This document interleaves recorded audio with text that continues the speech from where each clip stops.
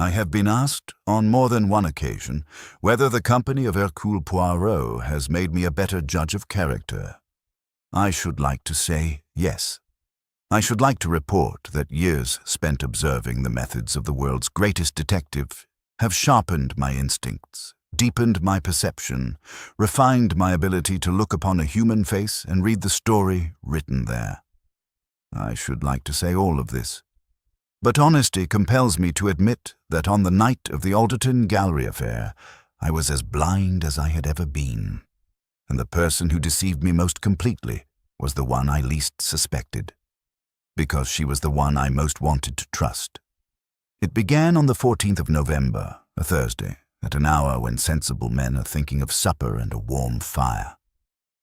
Instead, Poirot and I found ourselves in evening dress, climbing the marble steps of the Alderton Gallery in Mayfair, where a private exhibition was being held in honor of the late Sir Julian Cavendish, painter, collector, and, as the world would shortly discover, a man whose death was not the peaceful passing his family had led everyone to believe.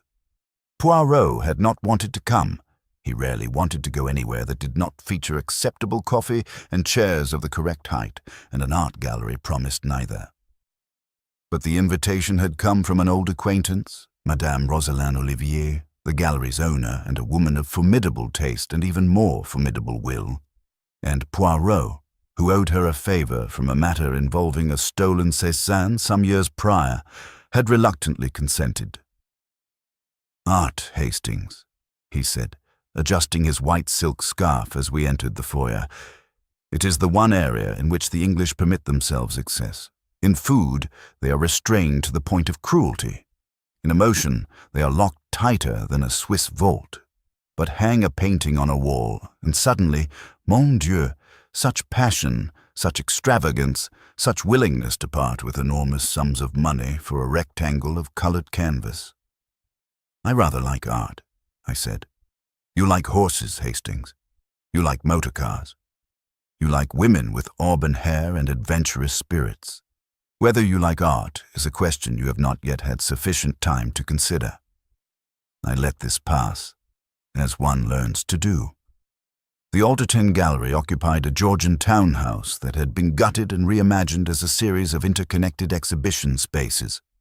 White walls, blonde oak floors, lighting that seemed to emanate from nowhere and everywhere at once. Tonight, it was thronged with London's cultural elite, that peculiar stratum of society where money, taste, and ambition intersect and occasionally collide. Champagne circulated on silver trays, carried by young men in black. The hum of conversation was punctuated by the occasional sharp laugh, the kind that sounds like breaking glass and usually comes from someone who wishes to be noticed. And on the walls, the paintings.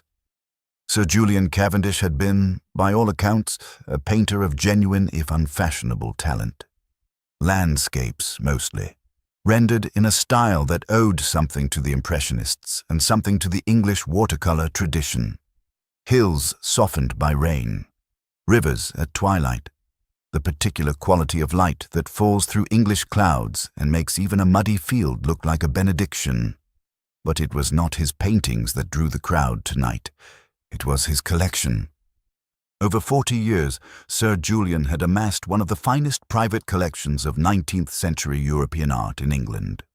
Monets, Sisley's, a Renoir of breathtaking intimacy, and the crown jewel. A small, luminous Vermeer that depicted a woman reading a letter by a window, her face half turned from the viewer, the light falling across her hands with that uncanny precision that only Vermeer could achieve. The Vermeer alone was estimated at over £100,000. Sir Julian had died 3 weeks ago, at the age of 78, in his bed at his Kensington home. Heart failure, according to his physician. A peaceful end, according to his family.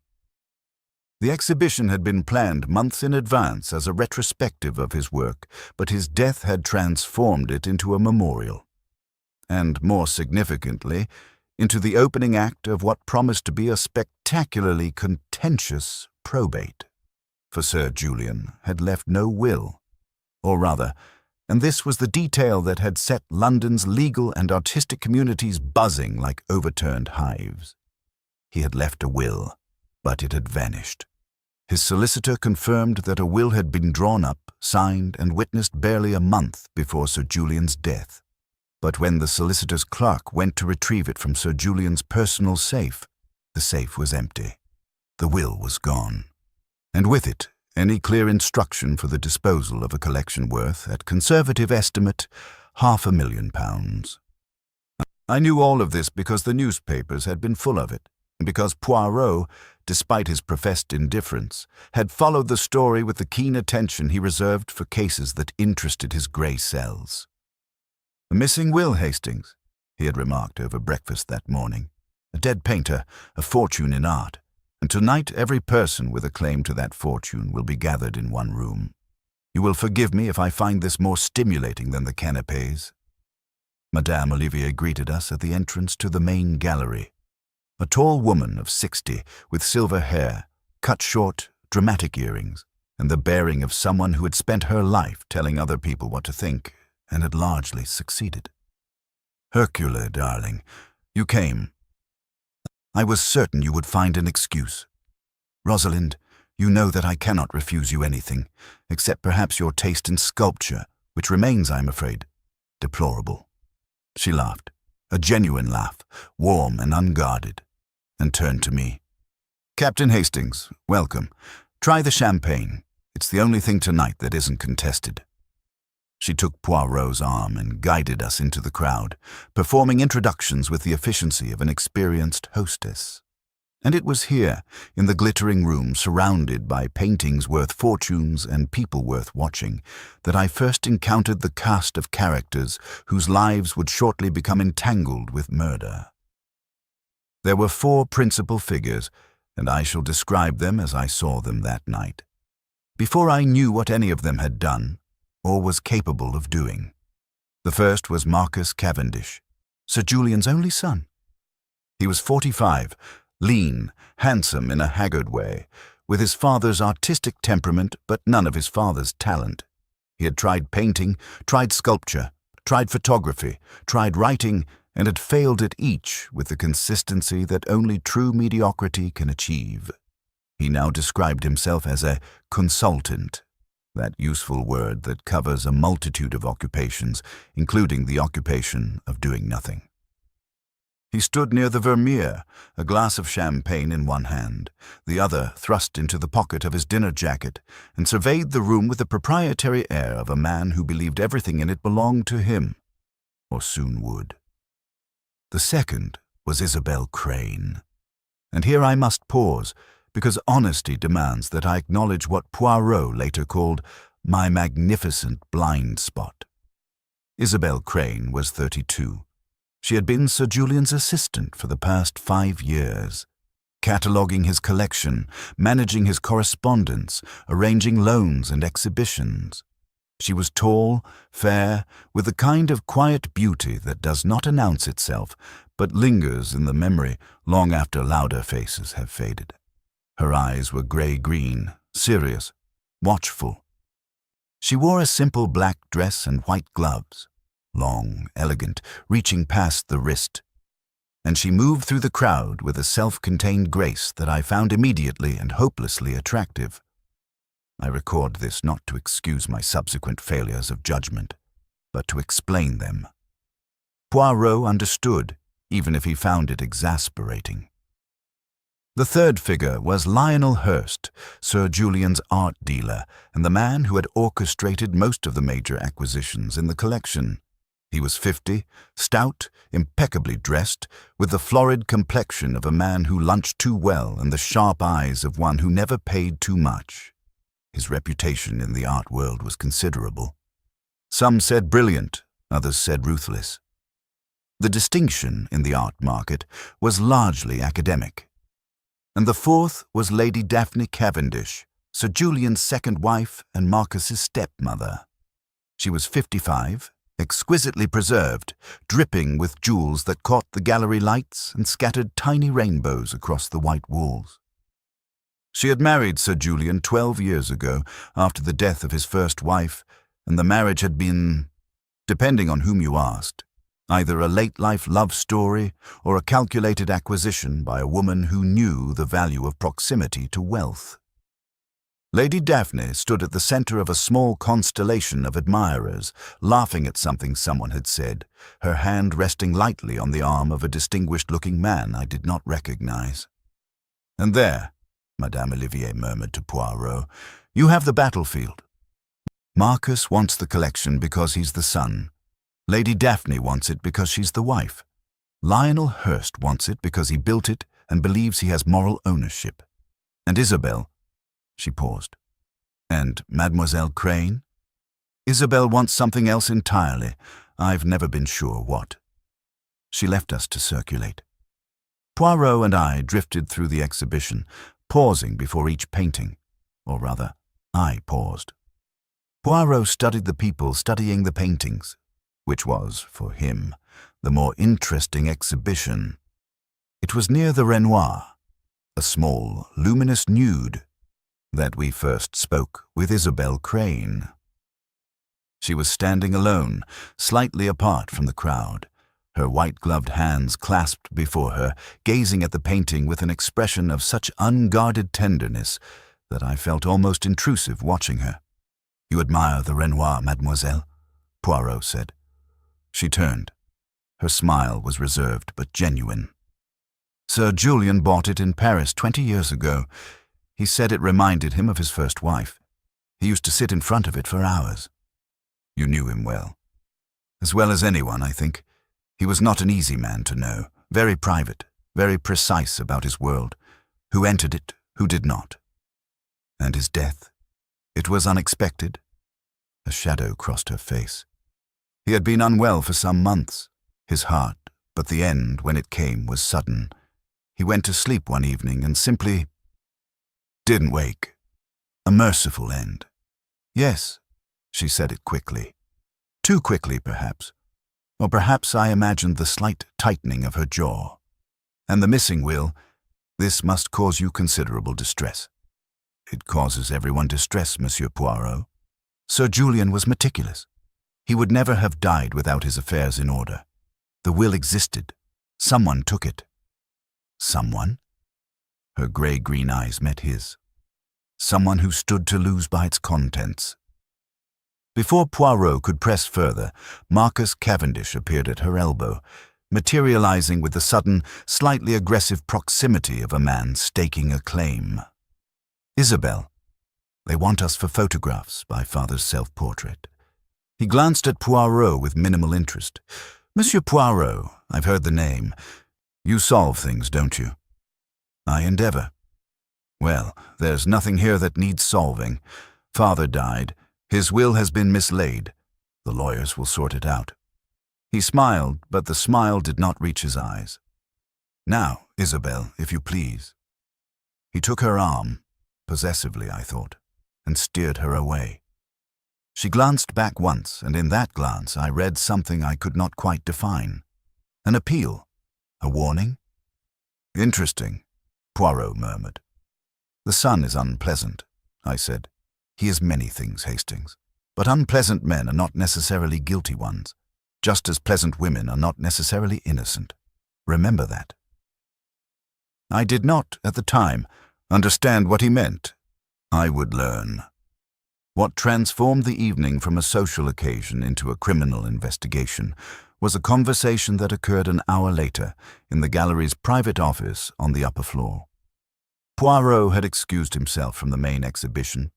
The champagne, he said, was giving him a headache, though I suspected the real irritant was a lengthy monologue by Sir George Pinkerton about the merits of Constable. He had retreated upstairs, and I had followed, and we were standing in Madame Olivier's office, a small, cluttered room overlooking the street, when there was a knock at the door. A man entered, small, nervous, with the round spectacles and ink-stained fingers of an academic. He introduced himself as Dr. Edmund Marsh, and he had, he said, been trying to reach Monsieur Poirot for 3 days. "I read in the Times that you would be attending this exhibition," he said, perching on the edge of a chair as though afraid it might collapse beneath him. "I had to speak with you. It concerns Sir Julian Cavendish. You were his physician? No. His physician was Dr. Haverstock in Harley Street. I was a research fellow at the Royal College.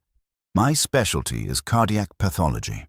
Dr. Haverstock consulted me 6 months ago regarding Sir Julian's condition. And Dr. Marsh removed his spectacles and polished them, the gesture of a man buying time. Sir Julian had a heart condition. That is not in dispute. But the condition, while serious, was manageable. With the proper medication, he could have lived another 5 to 10 years. When I heard he had died suddenly of heart failure, I was surprised. When I reviewed the death certificate, I was concerned. When I learned about the missing will, I was alarmed. Poirot leaned forward. You believe his death was not natural? I believe it is possible. I put it no stronger than that. That Sir Julian's death was induced.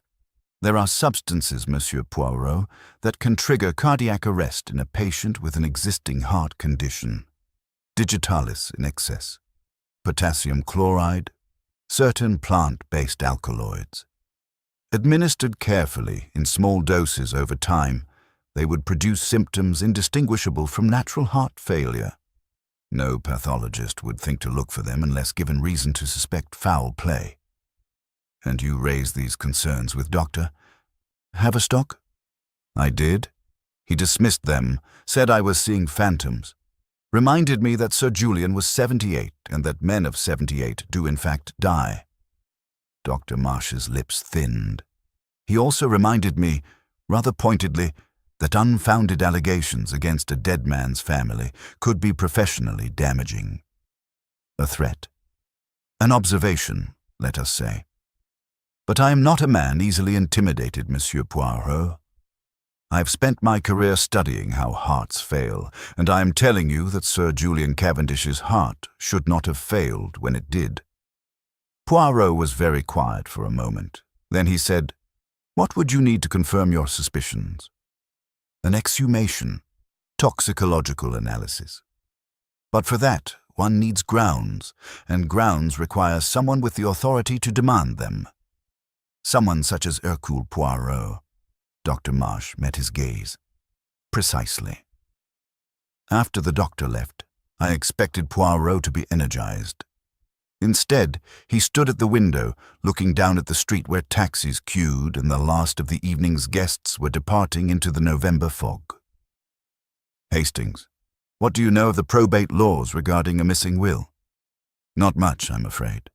If no will is found, the estate passes according to the rules of intestacy, doesn't it? To the next of kin. And the next of kin in this case is Marcus Cavendish, the son, who inherits everything, the paintings, the Vermeer, the house, everything that the will might have directed elsewhere. So Marcus has the clearest motive to destroy the will. If the will excluded him, yes. But we do not know what the will contained. No one does, except the solicitor who drew it up, and the person who took it. Could they be the same person? Poirot turned from the window. Now that, Hastings, is the first intelligent suggestion you have made all evening. The following days were consumed by what Poirot called the patient architecture of understanding, a phrase that, in practice, meant a great deal of sitting, thinking, and sending me on errands. He began by visiting Sir Julian's solicitor, a Mr. Cedric Pomfret of Lincoln's Inn, whose firm had handled the Cavendish family's affairs for decades. Pomfret was elderly, precise, and deeply troubled by the missing will. I drew it up myself, he told Poirot. Sir Julian came to me in September, barely 6 weeks before his death. He was very clear about what he wanted, very specific. And the contents? Here Pomfret hesitated, the reluctance of a solicitor warring with the urgency of the situation. I am bound by confidentiality, Monsieur Poirot, but given the circumstances, the possibility of foul play, I will tell you this much. The will made provisions for everyone. His son, his wife, Miss Crane, Mr. Hurst. But the bulk of the collection, including the Vermeer, was to go not to any individual, but to the nation. Sir Julian wished to establish a public gallery bearing his name. So the collection would not be sold. No, and the proceeds from the estate, after specific bequests, were to fund the gallery's endowment in perpetuity. This is significant. It is devastating to those who expected to inherit. Marcus Cavendish would have received the house and a modest income. Lady Daphne was provided for, but not lavishly. Lionel Hurst was to serve as the gallery's first director, with a salary and considerable prestige, but no ownership of the works he had spent his career assembling. And Miss Crane? Miss Crane was to be the gallery's chief curator, a position of great responsibility and, if I may say so, one that Sir Julian clearly intended as a mark of deep personal trust. But not wealth. No, Sir Julian was specific. He said, I remember his exact words, "Isabel does not need my money. She needs my collection to have a future worthy of it." After the solicitor, Poirot visited Sir Julian's Kensington home, a tall, narrow house in a quiet square, now shuttered and silent. Lady Daphne had removed to her family's estate in Dorset. Marcus was staying at his club. The house was empty but for a caretaker, who admitted Poirot with the weary resignation of a man who had already admitted too many policemen and solicitors to care about one more. Poirot spent 2 hours in the house. He examined Sir Julian's bedroom, the bed where the old man had died, the nightstand with its cluster of medicine bottles, the safe in the study where the will had been kept. The safe was a Chubb, excellent quality, combination lock. It showed no signs of forced entry. Whoever opened it, Poirot said, knew the combination, or was present when Sir Julian opened it himself. He examined the medicine bottles with particular care, holding each to the light, reading the labels, noting the levels of liquid remaining. "Hastings, hand me that bottle, the brown one." I passed it over. The label read, Digitalis purpurea, 20 drops daily, as directed by Dr. Haverstock. Digitalis, Poirot murmured. The heart medicine. In therapeutic doses, it strengthens the heart. In excess, it stops it. And the level in this bottle, it is lower than it should be. How can you tell? Because the prescription was filled 3 weeks before Sir Julian's death, and the instructions specified 20 drops daily. 3 weeks at 20 drops per day. I calculate the bottle should be approximately half full. It is barely a quarter full. Someone has been administering a larger dose than prescribed. Or Sir Julian took too much himself by accident. Possible. But Sir Julian, by all accounts, was a meticulous man. Meticulous men do not overdose themselves accidentally. They overdose only when someone else measures the drops. Who administered his medicine? That, mon ami, is the question that interests me most. I accompanied Poirot on his next visit to the Cavendish household staff.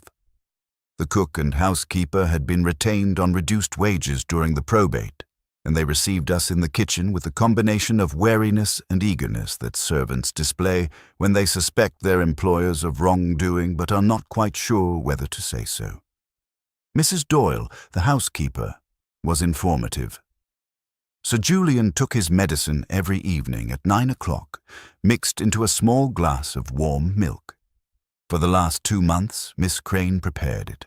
Before that, Lady Daphne did. Lady Daphne stopped preparing it. She and Sir Julian had a falling out in September, something to do with money. I couldn't say what exactly, but there was shouting. After that, Lady Daphne moved into the guest wing, and Miss Crane took over Sir Julian's personal care. So for the final 2 months of his life, Miss Crane was alone with Sir Julian each evening, preparing and administering his medication. Yes, sir, she was devoted to him, sat with him for hours, read to him. He depended on her completely. Poirot said nothing, but I saw something shift behind his eyes, a hardening, a focusing, like a lens being adjusted. That evening, back at Whitehaven Mansions, he sat in his armchair for a very long time, staring at nothing. "You're thinking about Isabel Crane," I said. "I'm thinking about white gloves, Hastings." "White gloves?" "At the gallery, Mademoiselle Crane wore white gloves. Long, elegant, expensive. An unusual choice for a modern young woman at an evening event. Most women today prefer bare hands, do they not?" "I suppose. Gloves serve two purposes. They adorn and they conceal. I find myself wondering which purpose was uppermost in Mademoiselle Crane's mind. You can't seriously suspect her. She was devoted to Sir Julian. Devotion and murder are not mutually exclusive, Hastings. They are, in fact, more frequently companions than one might wish." I did not want to hear this. I remembered Isabel's grey-green eyes, her quiet grace, the tenderness with which she had spoken of the old man. The idea that she might be capable of harming him was, well, it was repugnant. And yet Poirot's expression told me that the little grey cells had already moved beyond what I wanted to believe and into the territory of what might actually be true.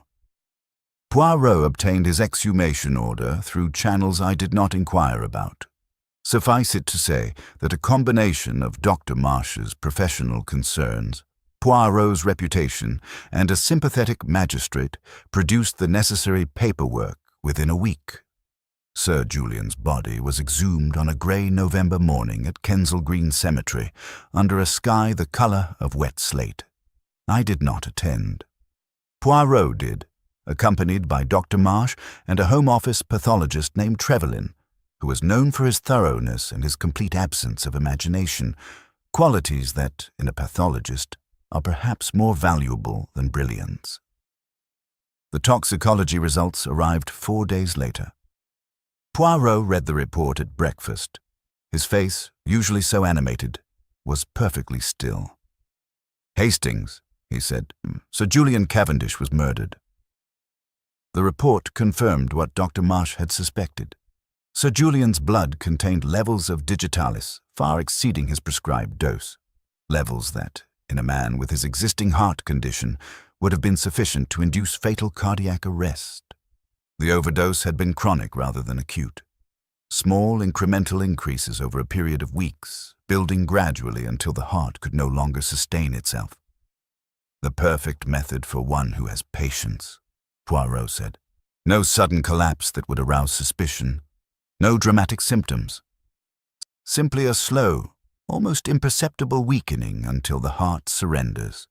To any observer, it would appear entirely natural. And the person who administered the medicine was Mademoiselle Crane. Yes, for the final 2 months of Sir Julian's life, she alone prepared his nightly medication. I felt something cold settle in my chest. There might be another explanation. The digitalis could have been increased by someone else. Someone tampering with the bottle when Isabel wasn't looking. Possible, but unlikely. Mrs. Doyle told us that Miss Crane kept the medicine in her own room between doses. She was, as the housekeeper put it, devoted. Poirot, I don't believe it. I've spoken with her. I've looked into her eyes. She is not a killer. You have looked into her eyes, Hastings, and you have seen what you wished to see. It is the oldest trick of the murderer. Not to hide, but to present a face so sincere, so gentle, so wounded by the cruelty of the world that suspicion slides off it like water off glass. "And the white gloves?" I challenged. "What possible connection do evening gloves have to murder?" "They have this connection. When Miss Crane wore those gloves at the gallery, I observed a detail you did not. The gloves were new, pristine, unworn, but her hands, Hastings. When she clasped them before the Renoir, I saw, at the wrist where the glove ended, a faint discoloration of the skin. Not dirt, not a bruise, but the particular staining that comes from handling certain botanical preparations. Digitalis purpurea, foxglove, produces such a stain when its leaves are crushed to extract the active compound. She could have been gardening. In November? In Kensington? I had no answer to that. The gloves were not worn for fashion, Hastings. They were worn to conceal evidence of what her hands had been doing in the weeks before Sir Julian's death. The following day, Poirot made his move, but not the move I expected. Rather than confronting Isabel Crane, he requested a meeting with Lady Daphne Cavendish. She received us at her Dorset estate, a handsome Georgian house surrounded by bare winter gardens, with the wary courtesy of a woman who has been asked too many questions and is tired of answering them. I have already spoken to the police, Monsieur Poirot, and to the solicitors, and to Marcousse's lawyers, and to 2 separate journalists from the Daily Mail. I have nothing more to say. I understand, Lady Cavendish, but I am not the police, nor a solicitor, nor, heaven forbid, a journalist. I am merely a man who seeks the truth, and the truth, I believe, is something you wish to see emerge. She studied him for a long moment. Then she sighed and gestured us toward a pair of chairs by the drawing-room fire. Ask your questions. The falling out with Sir Julian in September, what caused it? Her composure flickered. He told me he was changing his will, leaving the collection to the nation. I said he was being sentimental. He said I was being mercenary. It escalated from there. You felt you were entitled to the collection. I felt I was entitled to not be cast aside like an obsolete piece of furniture after 12 years of marriage. Julian was generous in many ways, but he could also be brutally dismissive. When he decided something, the feelings of others simply ceased to exist. And after the argument, you moved to the guest wing. I could not sleep in the same room as a man who had just informed me that my future comfort was less important than hanging paintings in a public building. Who took over the preparation of Sir Julian's medicine? That girl, Crane. Lady Daphne's voice hardened. She was always hovering, always there with her quiet smile and her helpful hands. Julian thought the sun rose and set on her. I thought she was calculated. Every gesture, every kindness, all performed with one eye on the collection.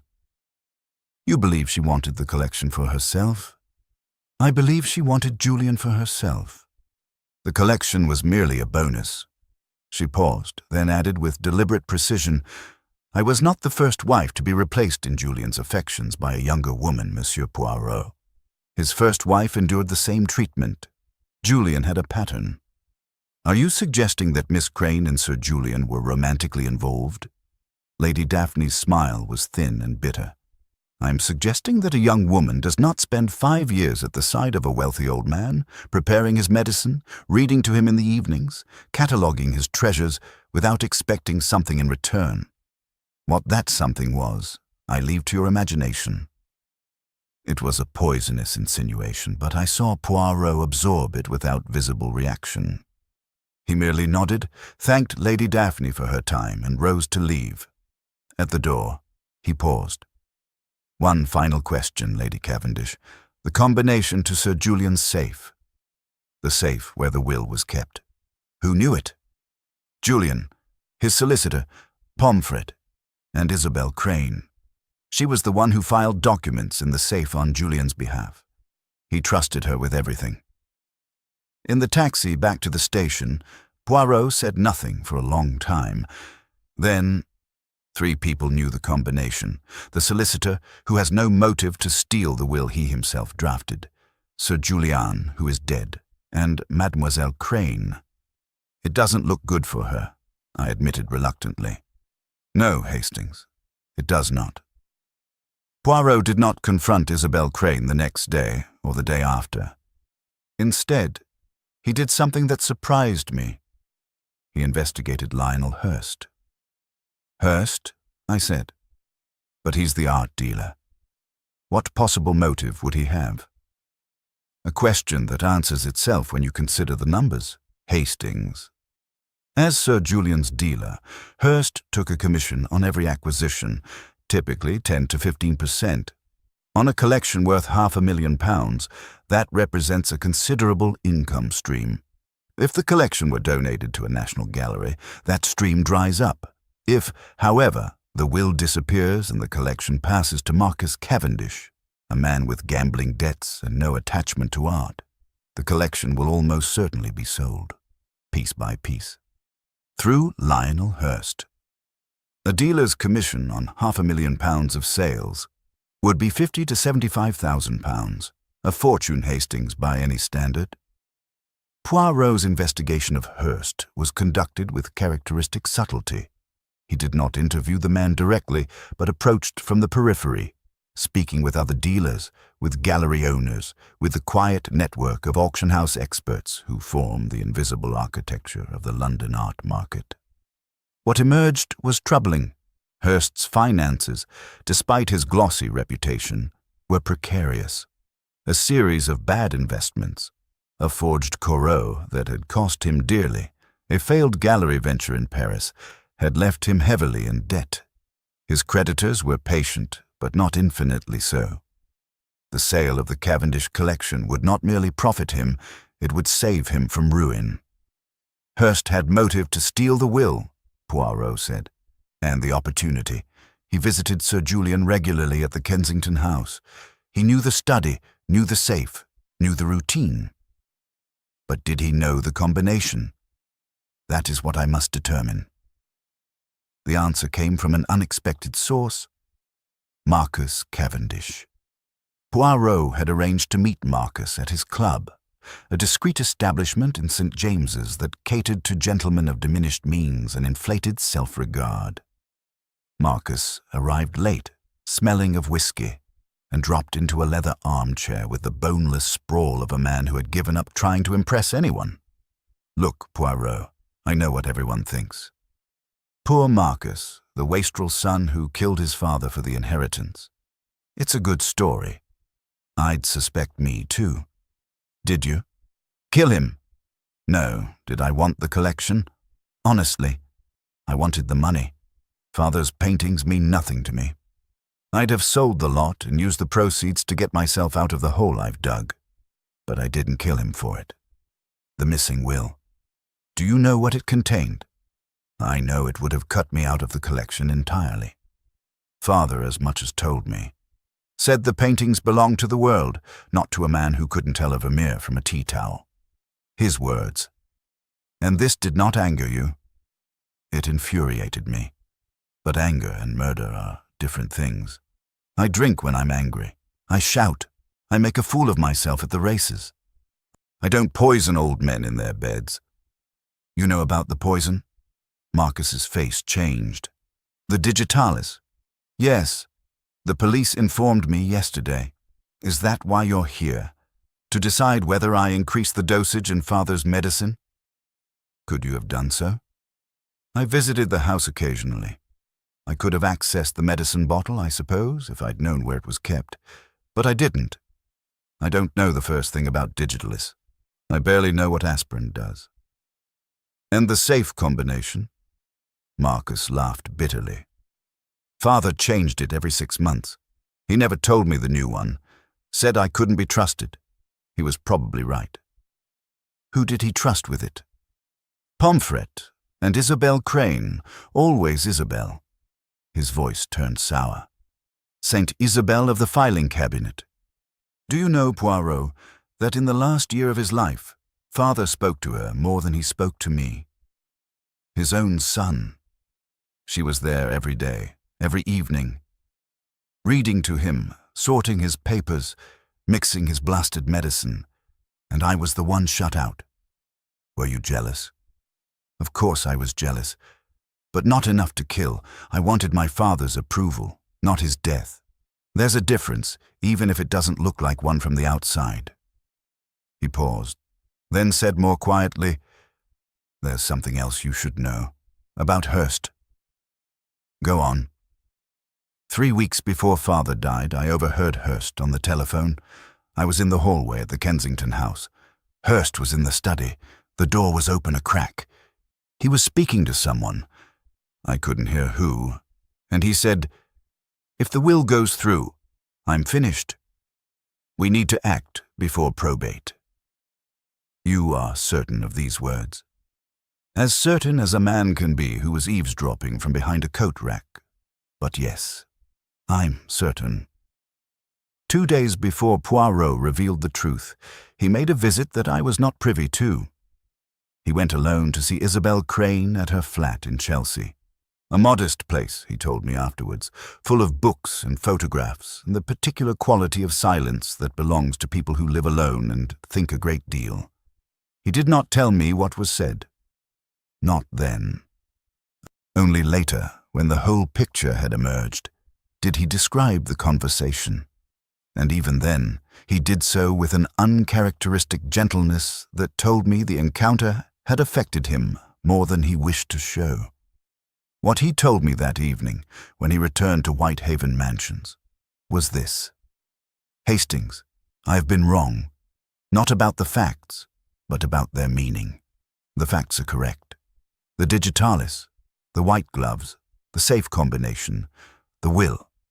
But the story they tell is not the one I assumed." "What do you mean?" "I mean that I looked at Mademoiselle Crane and saw what everyone saw. The devoted assistant with the means and the opportunity. I built a case in my mind, brick by brick, each fact fitting neatly into place. And it was wrong. The case was too neat, too obvious, too perfectly constructed. And in the work of Hercule Poirot, when a case constructs itself too easily, it is because someone has constructed it for him. Someone framed her. Someone ensured that every piece of evidence pointed toward Isabel Crane. The medicine bottle, depleted beyond what her dosage could account for. The stain on her hands from handling foxglove preparations. The knowledge of the safe combination. Even the white gloves, drawing attention to her hands, inviting suspicion.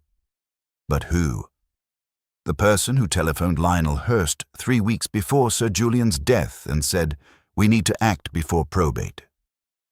The person who had access to the Kensington house, who understood digitalis dosage, who could manipulate the medicine bottle without detection. The person whose motive has been hiding in plain sight, disguised as something else entirely. He fell silent. I waited.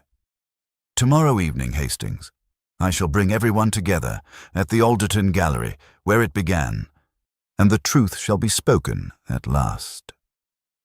The gathering was arranged through Madame Olivier, who cleared her schedule and her gallery with the brisk efficiency of a woman who understood that Poirot's dramatic instincts were not to be resisted, but accommodated. They came. All of them. Marcus Cavendish, sullen and anxious. Lady Daphne, ice-cold in pearl grey. Lionel Hurst, sweating slightly despite the November chill. Dr. Marsh, clutching his briefcase.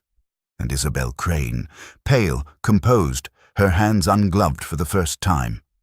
And I saw, as Poirot had seen, the faint greenish-brown staining at the fingertips that spoke of foxglove. Poirot stood before the Vermeer, the woman reading the letter, her face half-turned, the light falling across her hands.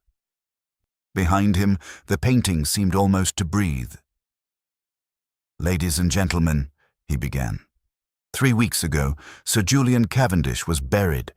His death was attributed to heart failure. His will had vanished, and among you, someone believed they had committed the perfect crime. He paused, letting the silence work. The murder of Sir Julian was accomplished through a slow, deliberate overdose of digitalis, administered in his nightly medicine over a period of approximately 8 weeks. The killer was patient, knowledgeable, and meticulous.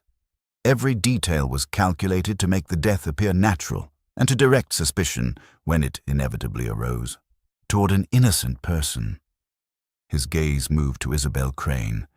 She met it steadily, though her hands trembled in her lap. "Mademoiselle Crane, you have been the principal suspect. You prepared Sir Julian's medicine. You knew the safe combination. You were found with staining on your hands consistent with foxglove preparation. Every thread of evidence leads to you. And yet," he continued, "every thread was placed there deliberately, by someone else." He turned. "Monsieur Hurst." Lionel Hurst had gone very white. His hand moved unconsciously toward his breast pocket, then stopped. You're a man of taste, Monsieur Hurst, a man of refinement, a man who has spent his life handling beautiful objects with exquisite care, and you are a man facing financial ruin, debts that the sale of the Cavendish collection, and only the sale of the Cavendish collection, could resolve. I didn't kill anyone, Hurst said. His voice was steady but thin. No, you did not administer the poison. You lack the medical knowledge to calibrate a digitalis overdose with such precision, but you did not act alone. Poirot turned to Lady Daphne Cavendish. Did he, madame? The room held its breath. Lady Daphne did not flinch. She sat perfectly still, her jeweled hands folded in her lap, her face a mask of porcelain composure. I don't know what you're talking about. Then allow me to explain. Before your falling out with Sir Julian in September, you were the one who prepared his medicine. For years, you mixed his nightly digitalis drops. You knew the dosage, the method, the routine. And during those years, you acquired a deep practical knowledge of the drug.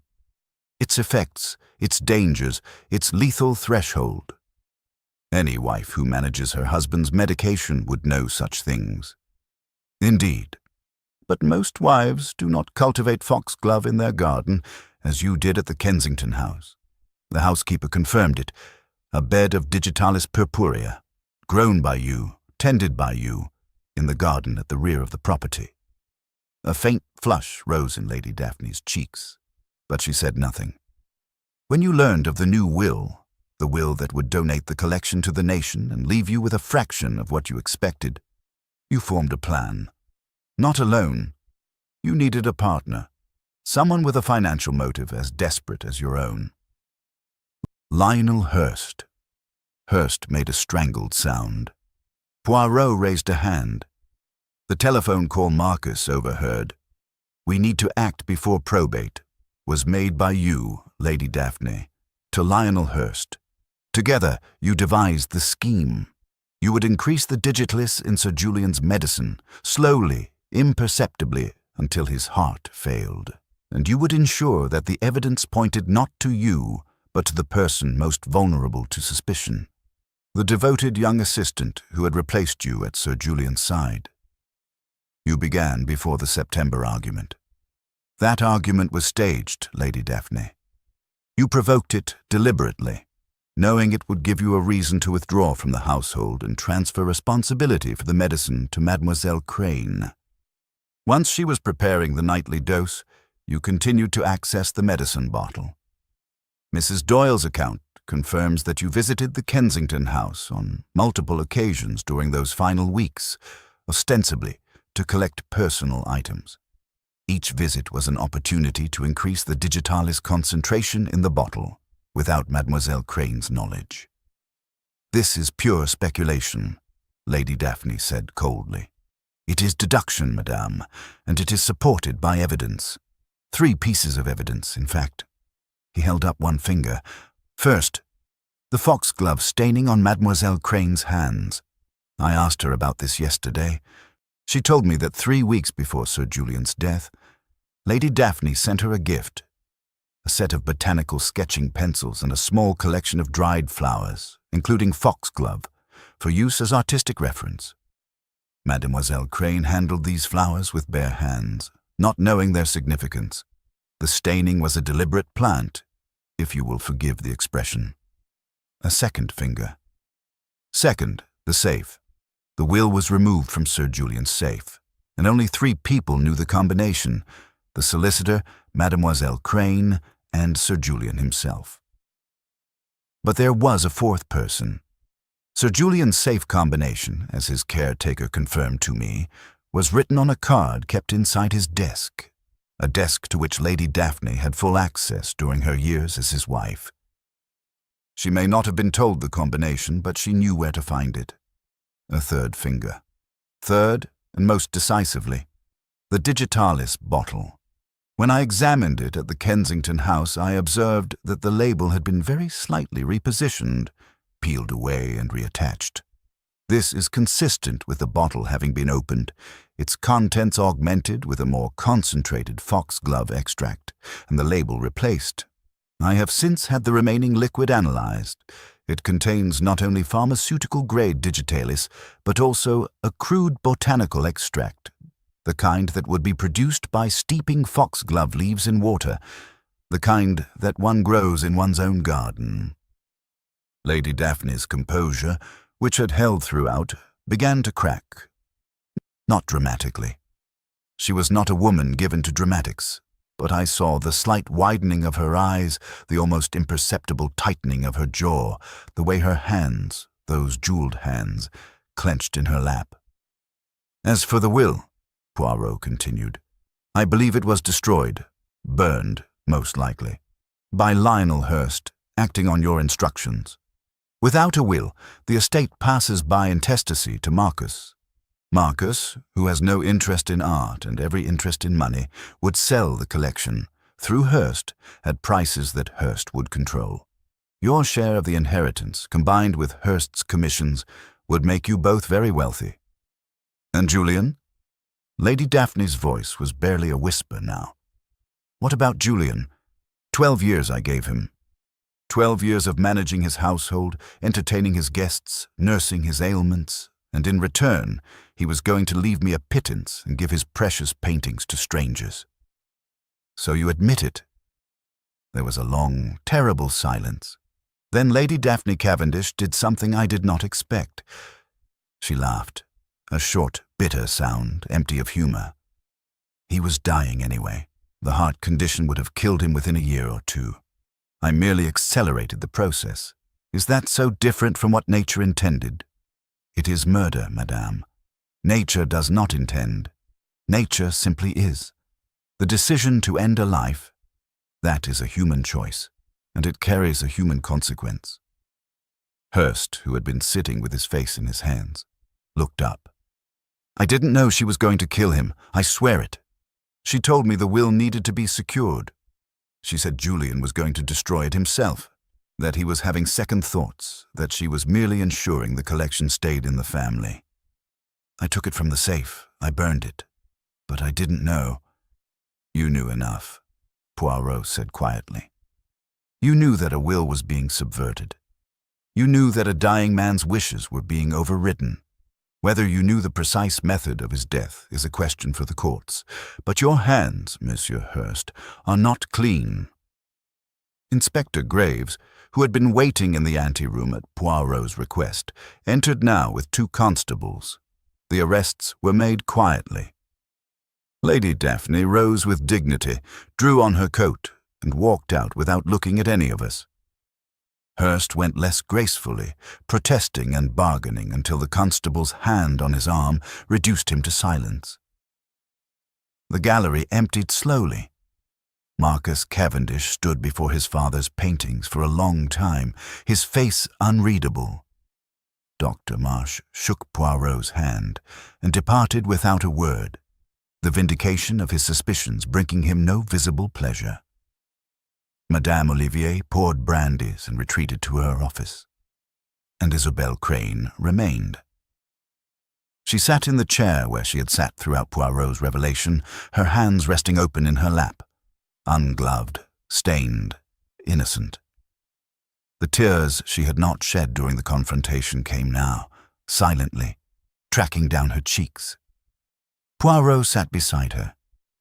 I stood at a distance, feeling the particular helplessness of a man who wants to offer comfort but does not know how. You knew, she said at last, before today. You knew it wasn't me. I knew from the moment I spoke with you at the gallery. The way you looked at the Renoir, the tenderness in your eyes. A woman who is poisoning a man she loves does not look at a painting he cherished with that kind of unguarded grief. It was the look of someone who had lost something precious and was still learning how to mourn. I loved him, she said simply. Not as a young woman loves, but as one loves a person who has shown them that beauty exists and is worth protecting. He taught me everything. He trusted me with his life's work. And someone used that trust to frame me for his murder. Lady Daphne's jealousy was not only financial, Poirot said. It was personal. She saw in you the companion her husband preferred, not a lover, but something perhaps more threatening, a kindred spirit. and she punished you for it." Isabel wiped her eyes. Then she reached into her handbag and drew out a pair of white gloves, the same gloves she had worn at the exhibition. I wore these that night because of the staining on my hands. I didn't know what had caused it, the foxglove Lady Daphne sent me. But I was embarrassed. An art curator with stained fingers. It seemed unprofessional. She held the gloves in her lap. I had no idea they would become evidence. Poirot smiled, a gentle, almost paternal smile. The gloves concealed a stain, but they revealed a truth. The very effort to hide the evidence of Lady Daphne's manipulation drew my attention to it. The killer placed the stain on your hands and expected you to display it. Instead, you covered it, and in covering it, you told me that the stain was not yours, that it had been placed there by someone else. I don't understand. A guilty woman who had handled foxglove knowingly would wash her hands, would scrub away the evidence. She would not wear gloves to a public event, drawing attention to the very thing she wished to conceal. Only an innocent woman, one who did not understand the significance of the staining, would simply cover it and think no more of it. Your innocence, mademoiselle, was written in your gloves. He rose and bowed. I regret the distress this investigation has caused you, but the truth, it is a surgery, painful in the moment, but necessary for healing. I walked Isabel to the door. The November night was cold, the street lamps haloed in fog. She paused on the steps. "Captain Hastings." "Yes?" "Thank you for believing in me, even before the evidence did." I opened my mouth to say something. Something gallant, something meaningful. But the words that came out were merely, "Can I see you to a taxi?" She smiled. It was the first real smile I had seen from her, unguarded, warm, with a flicker of something that might have been amusement at my awkwardness. "That would be kind." We walked to the corner in companionable silence. The taxi came. She got in, and as it pulled away, she raised one hand, bare, unstained by anything now except the cold night air, in a small wave that I carried with me all the way back to Whitehaven Mansions. A month later, the courts sorted out the tangle of the Cavendish estate. Lady Daphne's confession, obtained under interrogation, was comprehensive. She had begun increasing the digitalis 6 weeks before the staged argument with Sir Julian. The argument was merely the cover for transferring the medicine duties to Isabel. Hurst had destroyed the will on her instructions, though he maintained, and the jury largely believed, that he had not known the full extent of her plan. Lady Daphne Cavendish was convicted of murder. Lionel Hurst was convicted as an accessory after the fact and for destruction of a legal document. Both received sentences commensurate with their crimes. Marcus Cavendish, in a gesture that surprised everyone who knew him, announced that he would honor his father's wishes. The collection would be donated to the nation. A new gallery, the Cavendish Gallery, would be established in premises found by Madame Olivier, directed by a board of trustees, and curated by Isabel Crane. The old man deserved that much, Marcus told a reporter, and I dare say I deserve a fresh start, one that doesn't come stained with my father's blood. The Vermeer was the centerpiece of the new gallery's inaugural exhibition. The woman reading the letter, her face half turned, the light on her hands. I went to see it on the opening night, and I stood before it for a long time, thinking about hands. Hands that heal, hands that kill, hands that conceal, hands that reveal. Poirot found me there. "You are admiring the Vermeer, Hastings." "I am thinking about the case, and about Mademoiselle Crane." I did not answer, which was, of course, an answer in itself. Poirot touched my arm. "You are a romantic, Hastings. It is your weakness and your strength. You see the best in people. This makes you a poor detective, but a fine human being, and I would not change it, mon ami. Not for all the little gray cells in the world." "You really believe that?" "I believe that the world needs men like you, Hastings. Men who trust, who hope, who look at a woman's hands and see not evidence but beauty. Without such men, what would the detectives be protecting? He straightened his cuffs, perfectly aligned as always, and surveyed the gallery with satisfaction. And now, if you will forgive me, I must find the canapé table. Mrs. Pearson's cooking this morning was an offense against Belgium, and my stomach demands reparation. I watched him go, small, precise, immaculate, threading through the crowd with the particular confidence of a man who knows exactly who he is and exactly where the canapés are. And I laughed, because what else can one do when the case is closed, the killer caught, and the paintings hang where they belong, in a room full of light for everyone to see? Outside, London went on. The fog thickened, the taxis rolled, and somewhere in a courtroom, a woman in a grey dress sat very still while the weight of justice settled upon her like a stone. But here, in the gallery, there was beauty, there was truth, and there was the quiet certainty that Hercule Poirot, the little Belgian with the magnificent moustache and the incomparable grey cells, had once again set the world, however briefly, to rights.